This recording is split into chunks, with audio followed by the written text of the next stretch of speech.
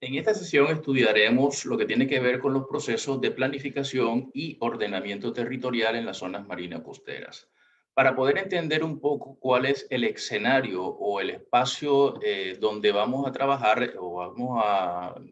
indagar, debemos remitirnos al decreto 2324 de 1984, por el cual se organiza la Dirección General Marítima y Portuaria.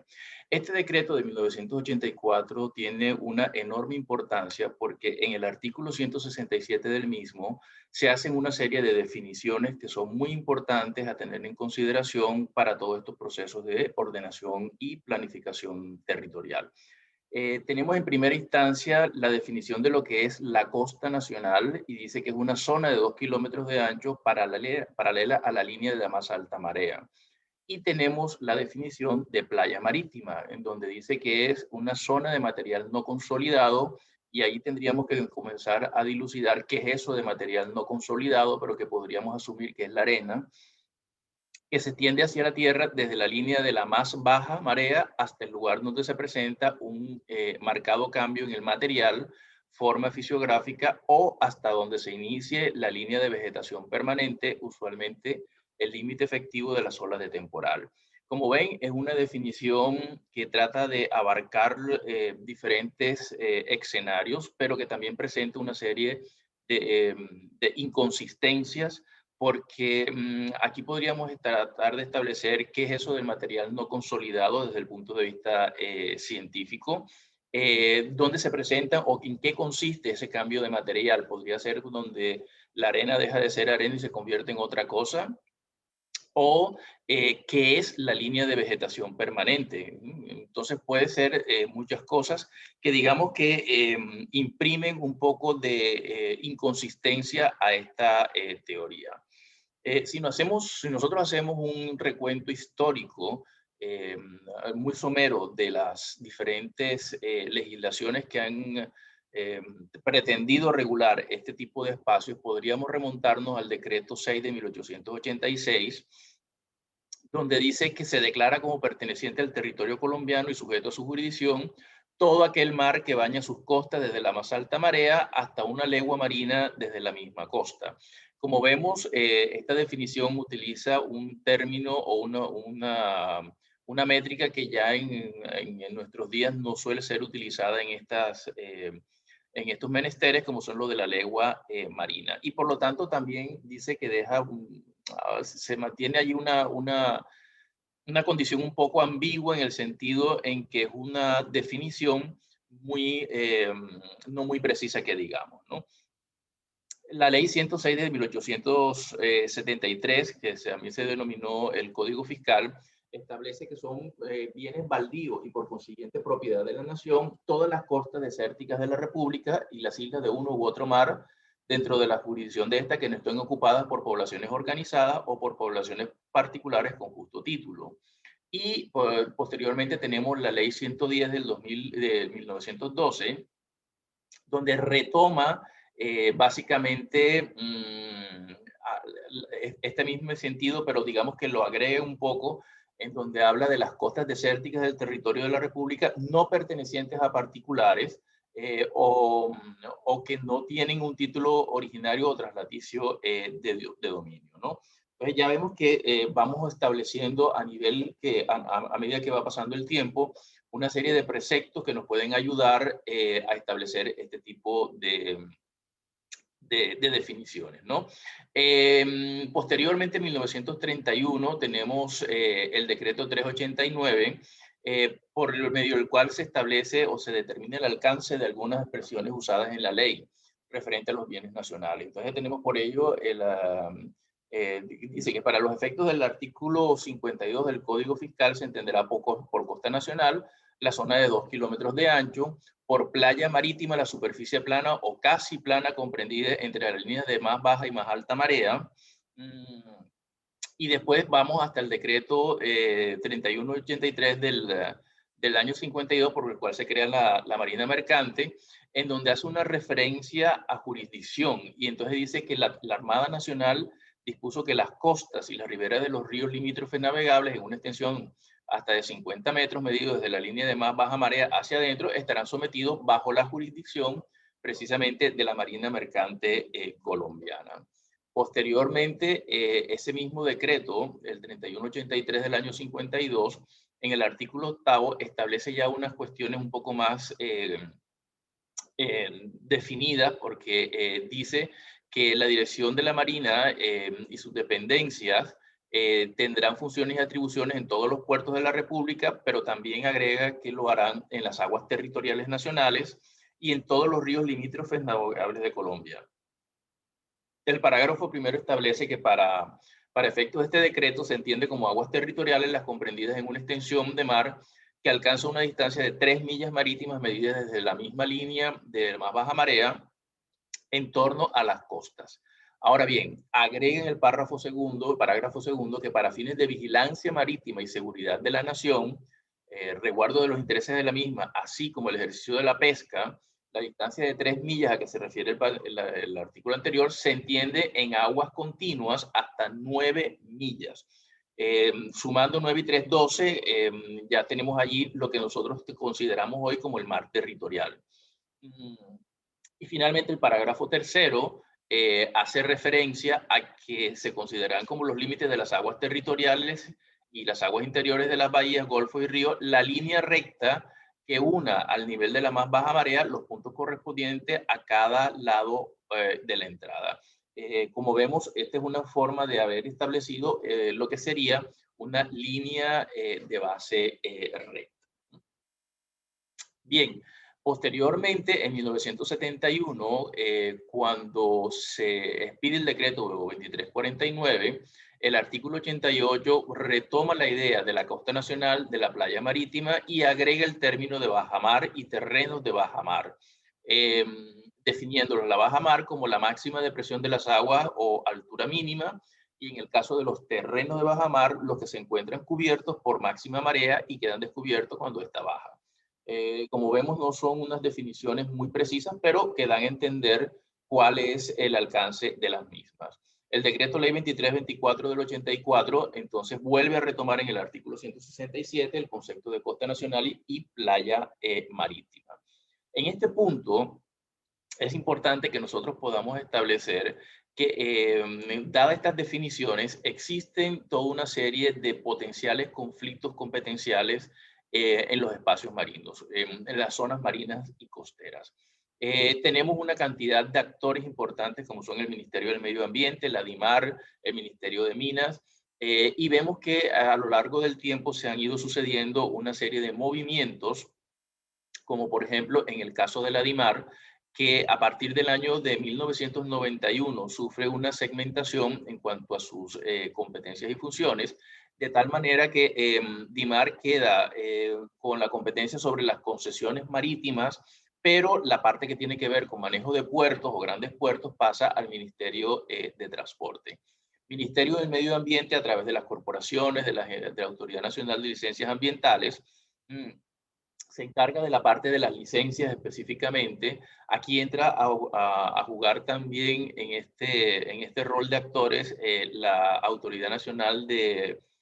Acuicultura y Pesca. Y fíjense que volvemos a tener otra injerencia más, que es la de los municipios,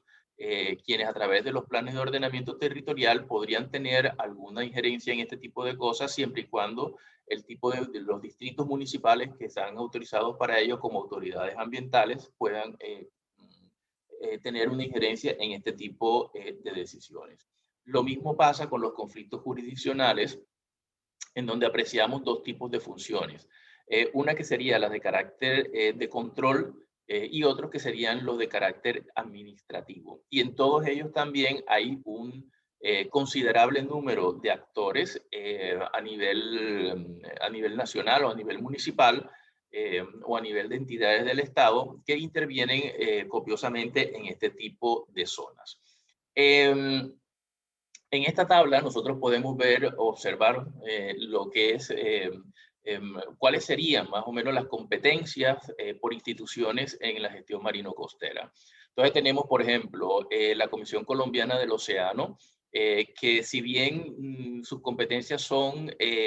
solamente hacer un seguimiento a la política nacional y servir como un órgano coordinador interinstitucional con respecto a las políticas. Cumple una función muy importante que es la conformación de los comités técnicos nacionales, que son 12 en términos generales, que tratan de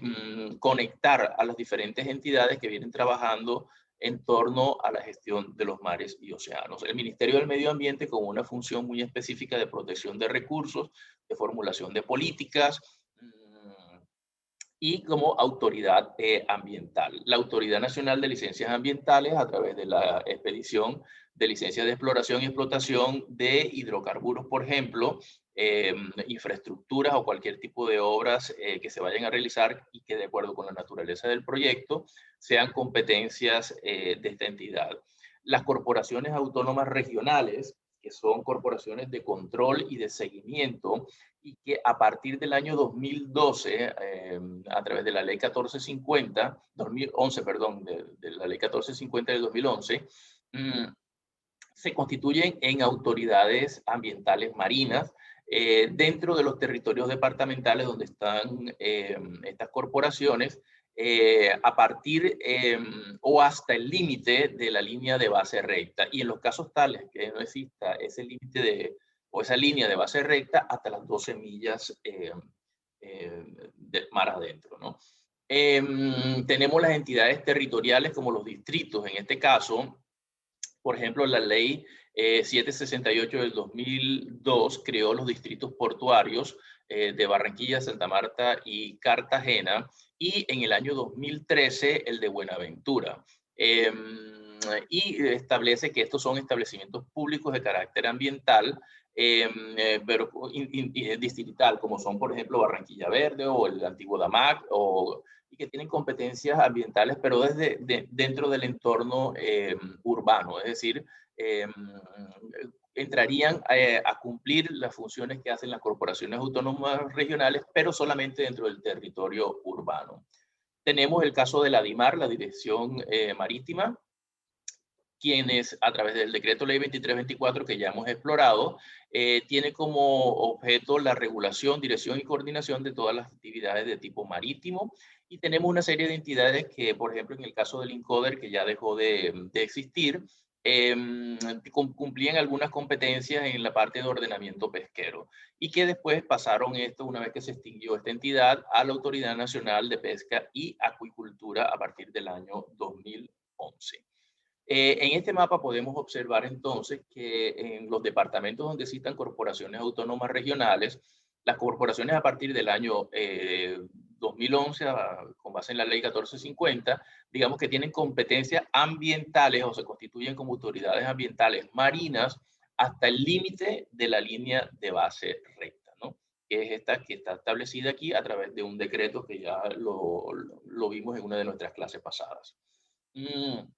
En cuanto a la jurisdicción de la DIMAR, pues hace referencia al término de los 2 kilómetros de lo que sería la costa nacional, que es aquella que va a partir de la línea donde se establece que termina la playa. ¿Se acuerdan que estuvimos hablando? Que podría ser los de la vegetación permanente, por ejemplo, o donde se presenta un notorio cambio fisiográfico o donde lo que se denomina terrenos no consolidados cambian, ¿no? Pero la pregunta aquí sería, ¿qué pasa en el caso de la DIMAR que establece lo de los 50 metros como límite de jurisdicción? Es decir, ¿pasaría a partir de los 50 metros a ser jurisdicción de los distritos o de los términos municipales? Ese es uno de los puntos interesantes de toda esta discusión. En cuanto a las competencias de las corporaciones autónomas regionales, también tenemos que ellos cumplen una función muy importante en lo que tiene que ver con la gestión de riesgos ambientales. Y para eso se apoyan en la Política Nacional de Gestión de Riesgos y en lo que establece el Sistema Nacional Ambiental. De tal manera que incluso a veces podríamos pensar que se cumple una especie de doble competencia con base en el artículo 2 de la ley 1523 del año 2012, que lo vemos aquí un poco reflejado en esta tabla con respecto a la formulación de los POMI-WAS, de los apoyos a acciones estructurales en la toma de decisiones para monitoreo, priorización y ejecución de obras de mitigación, en fin, en toda una serie de circunstancias que son muy importantes que las analicemos con detalle una vez que ustedes tengan acceso al material que les estoy suministrando junto con esta grabación. En cuanto a los instrumentos normativos de política en materia marino-costera, pues ya ven ustedes que a lo largo de estos últimos años hemos desarrollado toda una serie de instrumentos o de herramientas que son muy importantes, como son la Política Nacional Ambiental para Mares y Océanos, la Política Nacional para Océanos y Espacios Costeros, de las cuales hablaremos más detalladamente, la Constitución de las Unidades Ambientales Costeras, y con ello la posibilidad de la formulación de los planes de ordenamiento de las unidades ambientales costeras, los planes nacionales de desarrollo, la unidad de gestión para riesgos por desastres y los programas de investigación y evaluación y prevención de fuentes contaminantes en el mar. Podemos observar allí entonces que cada uno de estos instrumentos tiene una normativa, que es lo que les dio vida, con unas fortalezas y también con unas debilidades que son muy importantes que las analicemos con más detalle dentro del material. Y en cuanto a las competencias ambientales marinas, tenemos que el decreto 2041 del año 2014 establece más o menos cuáles son esas competencias para entidades clave como son la Autoridad Nacional de Licencias Ambientales, la DIMAR, la Armada Nacional y las corporaciones autónomas regionales. Cada una de estas entidades cumplen una función específica que en algunos casos pueden llegar a crear por desconocimiento algún tipo de conflictos, pero que el Consejo de Estado ha ido dilucidando poco a poco a lo largo de los últimos años. Pues bien, con base en estas premisas, Colombia ha ido adquiriendo una serie de compromisos internacionales en materia de políticas marinas. Tenemos el caso del Convenio de Diversidad Biológica ratificado mediante la Ley 165 del 94, la Agenda 21, capítulo 17.5 de la Convención de Río y el mandato de Yacarta, entre otros. Hay muchos más, pero digamos que estos tres podríamos considerarlos como una piedra angular en todo lo que es la política. Habíamos hablado en una de las diapositivas pasadas que Colombia hasta hace poco tiempo contaba con dos políticas sobre mares y océanos, una de carácter más ambiental y otra que es esta, la PNUEC, con un carácter un poco más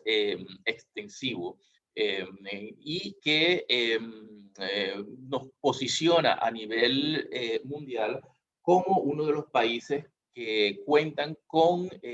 políticas reconocidas por la Comisión Oceanográfica Intergubernamental. Digamos que la historia de nuestras políticas marinas en Colombia inician en 1996 con el primer esbozo de una política que se llamó la Política Nacional de Ordenamiento Integrado de Zonas Costeras, que era la metodología que estaba en boga en aquel momento, que sigue, pero digamos que era la pionera de esta tendencia, ¿no? En el año 1996, esta política o este intento de política se pidió que fuese modificado y ampliado por parte del Consejo Nacional Ambiental y eso conllevó a que se desarrollara un poco más y dio como resultado la PENAOCI, que es la Política Nacional Ambiental de Desarrollo de los Espacios Oceánicos y de las Zonas Costeras e Insulares, que como el mismo nombre lo dice, tiene una connotación mucho más enfocada hacia la parte medioambiental. La PENOEC, que era de la que estábamos hablando anteriormente, y finalmente la Política Nacional para la Gestión Integral de la Biodiversidad. Si bien esta política del año 2010 no hace una referencia específica y exclusiva a la parte marina, podemos entender que entendiendo en el sentido amplio de biodiversidad y ecosistemas, servicios ecosistémicos, estarán incluidos también la parte marina, ¿no? En el año 2017 se expide la Política Nacional de los, se actualiza la Política Nacional de los Océanos y los Espacios Costeros, introduciendo una serie de elementos novedosos como son todos aquellos que tienen que ver con la parte cultural, la parte histórica, la parte de reconocimiento de las comunidades como una parte muy importante en la gestión de este tipo de políticas. Y finalmente, en marzo del año 2020, del año pasado, tenemos o contamos con el COMPES 3990, que es el de políticas de Colombia por la potencia bioceánica sostenible, que está enmarcado dentro de la celebración también de la década de los océanos 2030 y que busca de alguna manera que Colombia se posicione como una potencia media oceánica. En esta línea de tiempo nosotros podemos ver un poco cómo ha sido a través de las dos últimas décadas este proceso del cual ya hemos hablado anteriormente. Como punto preponderante aquí, me parece que la parte más interesante hace referencia a la expedición de la ley 1450 del 2011 que le otorga precisamente a las corporaciones autónomas regionales competencias como autoridad ambiental marina, y el 2013 el decreto 1120 que crea o reglamenta ya formalmente las unidades ambientales costeras. Y bueno, estamos en el proceso de implementación de los POMIWACs, que son los planes de ordenamiento de manejo integrado de las unidades ambientales costeras, que una vez aprobados se convierten en determinantes ambientales de acuerdo con la ley 388. Sin embargo, estos POMIWACs están un poco atrasados en el sentido en que requieren de la consulta previa, y este mecanismo de participación ciudadana se ha convertido, digamos, como en un cuello de botella para lograr estos objetivos. Bien, si nosotros analizamos un poco más en detalle las dos políticas marinas que tenemos en Colombia, tendremos, por ejemplo, que la política nacional ambiental tiene una serie de características, ¿no? Lo que habíamos dicho, se comienza a, ¿cómo se llama?, a plantear en 1996, pero finalmente se aprueba en el año 2000. Tiene como objetivo cumplir con obligaciones que venían del Convenio de Diversidad Biológica, los compromisos de Yakarta, y está enfocado muy específicamente a la parte que tiene que ver con conservación, rehabilitación y restauración de ecosistemas. En el caso de la PNOEC, digamos que este tipo de iniciativas o de políticas está enfocado básicamente a establecer mecanismos de articulación entre sectores productivos, promoviendo el desarrollo y el crecimiento económico del sector marino. Y está más amarrada no tanto a las cuestiones medioambientales, que sí que lo contempla, sino a los preceptos derivados de la Comisión Oceanográfica Intergubernamental de la UNESCO. Y tiene como un objetivo central o marcado buscar unas bases de gobernabilidad para lo que podría ser un estado marino. En cuanto a unos objetivos ya un poco más específicos, ya vemos que la PENAOSI propende por un desarrollo sostenible de estos espacios a través de la metodología del manejo integrado, buscando básicamente la conservación y preservación de los ecosistemas. Mientras que la PNOEC habla de un desarrollo integral a través de acciones de coordinación, integración y articulación entre las entidades miembros o los actores intervinientes en este tipo de políticas, ¿no? Esta última, la PNOEC, digamos, se compone de un objetivo general, 6 objetivos específicos y 5 áreas temáticas, divididas en toda una serie de 19 estrategias y 93 líneas de acción, con fases de seguimiento y de evaluación. En el caso de la PENAOSI, por ejemplo, solamente ha habido o se ha realizado una evaluación que indica que si bien se han logrado algunos avances, todavía estamos bastante lejos de su implementación formal. En el caso de la PNOEC, por ejemplo, tenemos 4 áreas temáticas o puntos de acción específicos que serían el desarrollo interinstitucional, el desarrollo económico, el desarrollo ambiental y el desarrollo sociocultural. Como vemos, nosotros aquí vamos aunando toda una serie de condiciones específicas que van siendo abordadas a partir de estas políticas. Si volvemos otra vez a la pena OSI, vemos que, digamos, ellos tratan de abordar la definición de esos espacios o esos ámbitos espaciales de lo que es la zona costera, definición de qué es la zona costera propiamente dicho, qué es eso del manejo integrado desde las zonas costeras y de imprimir lo que sería una visión ecosistémica para el ordenamiento territorial, ¿no? Las áreas temáticas de la PENAOSI están divididas en cuatro, que son el ordenamiento ambiental territorial, la sostenibilidad ambiental de los sectores, la sostenibilidad de la base natural y la calidad ambiental del medio marino. Y esto lo hace con base en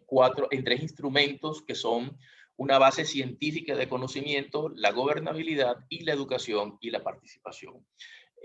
Ahora vamos a ir viendo o vamos a desglosar cada uno de estos ejes temáticos muy someramente para poder entender qué es lo que hemos ido avanzando a lo largo de todo este tiempo. Entonces, en cuanto al primero, que es ordenamiento ambiental territorial, el objetivo era incluir a los ecosistemas marinos costeros dentro de los procesos de ordenamiento territorial. Y efectivamente, a través de la creación de las unidades ambientales costeras, hemos ido logrando este tipo de cosas. Como resultado de este eje temático, tenemos una serie o una batería normativa y de instrumentos que están o que estamos articulando de tal manera que se constituyen en una base sobre la cual poder tomar decisiones de ordenamiento territorial. En cuanto a la sostenibilidad ambiental de los sectores, su objetivo estaba enfocado hacia el establecimiento de lineamientos ambientales para el desarrollo de actividades productivas en los espacios costeros, siempre desde la perspectiva de desarrollo sustentable o sostenible, en donde tenemos en consideración la capacidad de carga de estos ecosistemas.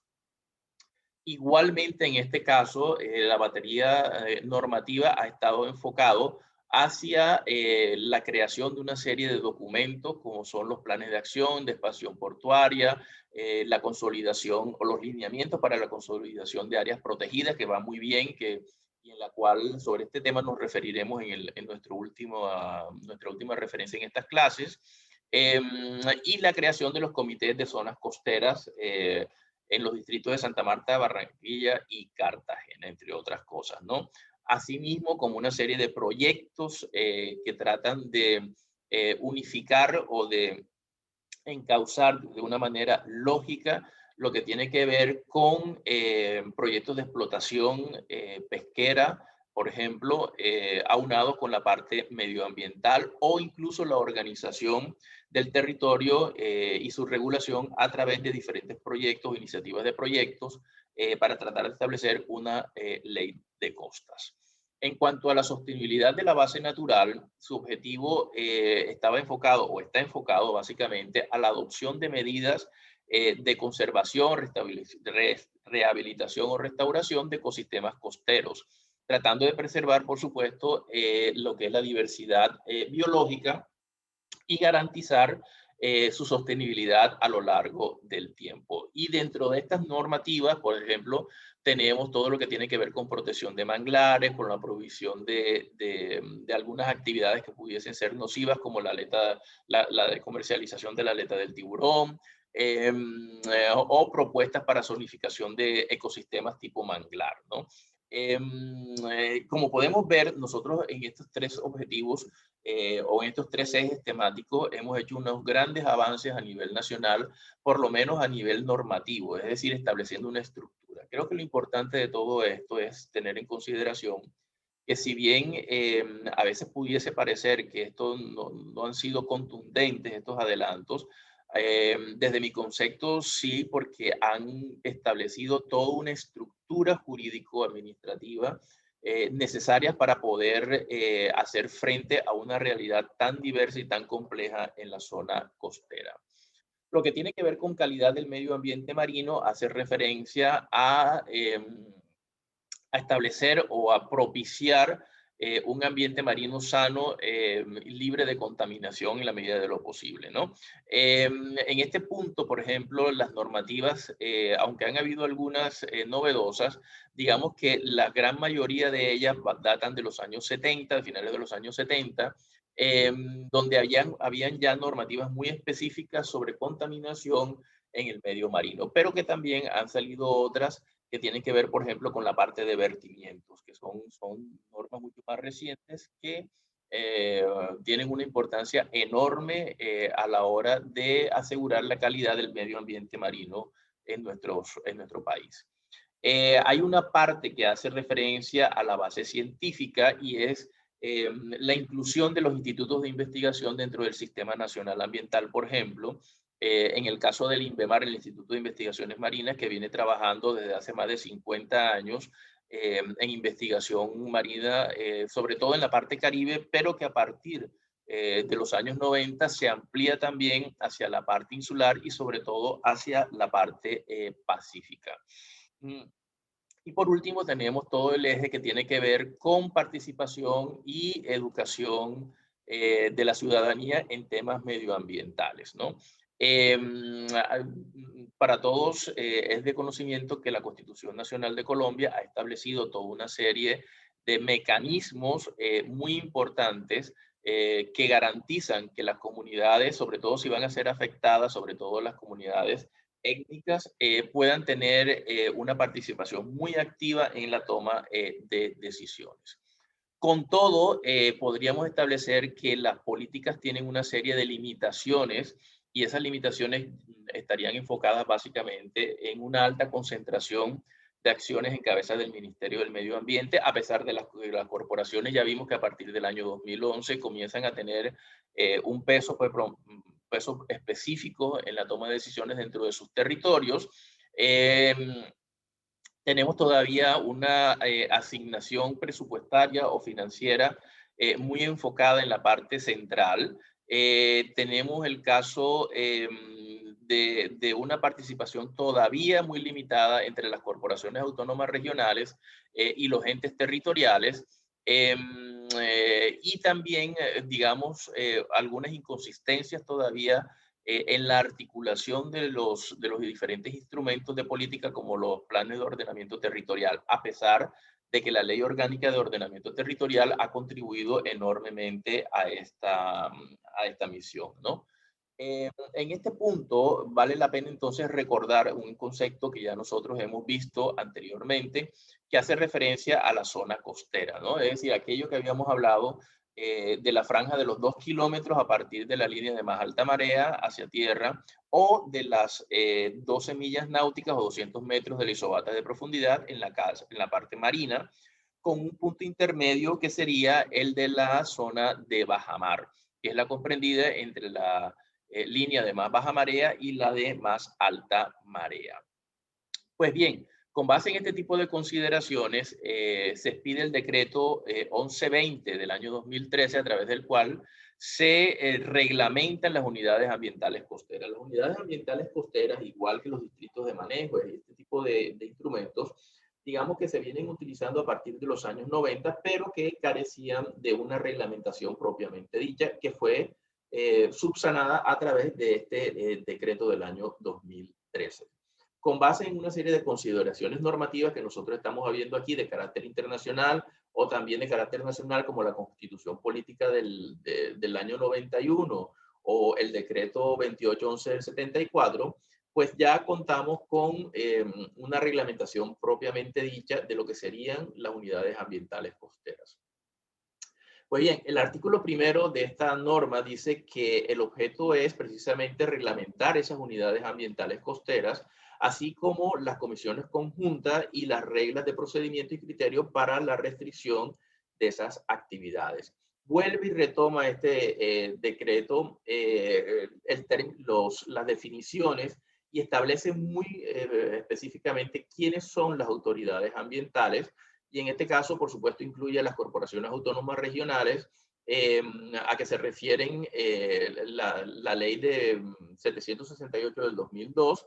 y la del 2013, los parques nacionales de Colombia, el Ministerio del Ambiente y Desarrollo Sostenible, y aunque no está incluido aquí, parques nacionales también que entra a formar una parte importante de esto. Y dentro de estas definiciones hay una que me parece que es muy, muy importante, que es que por primera vez se incluye la definición de lo que sería el suelo costero. La ley 388 del año 87 no habla de suelo costero, es decir, no lo incluye allí, pero este sí que lo trae. Y establece que el suelo costero está comprendido por lo que se denomina la zona costera. Este tipo de definiciones en principio parece que no nos dijera mucho, pero es que después el mismo artículo establece qué es eso de la zona costera y dice que son los espacios del territorio nacional formados por una franja de altura variable de tierra firme y espacio marino en donde se presentan procesos de interacción entre el mar y la tierra. Y esto necesariamente nos trae a este punto de acá, de lo que es la zona costera. Entonces, fíjense ustedes que comienza a tener relación todo este tipo de cosas. Habla también de lo que sería la zonificación y qué son esas unidades ambientales costeras, cuál es su definición. Diciendo que las zonas costeras, que son áreas de la zona costera geográficamente definidas para la ordenación y manejo y que contienen ecosistemas con características propias y distintivas. Es decir, planteamos que es, la unidad ambiental costera lo que hace es una zonificación del territorio con base en criterios ecosistémicos y no necesariamente en criterios político-administrativos. Este mismo decreto habla sobre los POMIWACs, es decir, los planes de ordenamiento o de ordenación de manejo integrado de las unidades ambientales costeras, y hay una parte muy interesante que es que nos dice que una vez que el POMIWAP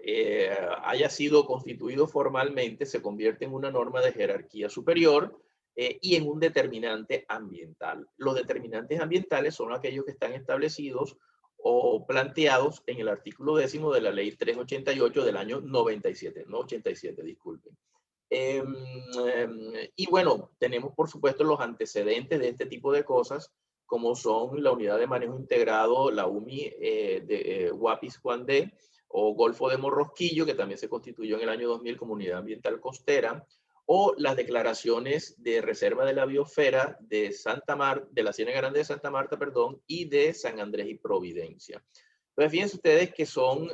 antecedentes muy importantes que tienen que ver con estos procesos de zonificación o de acotamiento de espacios que tienen características de ecosistemas muy particulares. Pues bien, lo que tiene que ver con el manejo integrado de zonas costeras,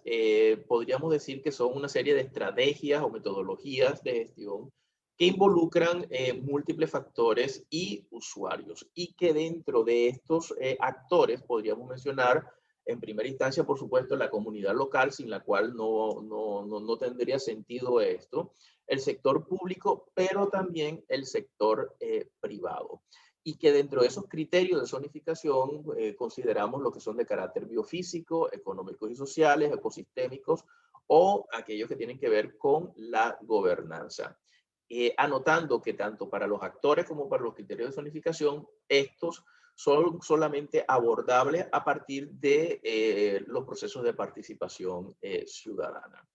Finalmente, a lo largo de estos últimos años, hemos tenido toda una serie de iniciativas por parte de los legisladores colombianos tendientes a legislar sobre diferentes aspectos de la zona costera. Uno de los últimos intentos es el proyecto de ley 356 del año 2019 para la ordenación integrada de zonas marinas y costeras, a través de la cual se promueve su preservación y uso sustentable.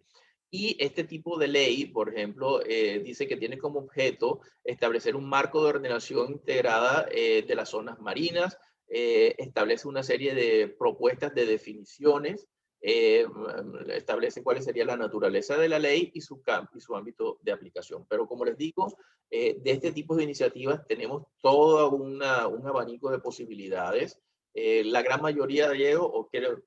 me atrevería a decir que en su totalidad, han muerto lo que yo llamo de muerte natural, porque simple y llanamente,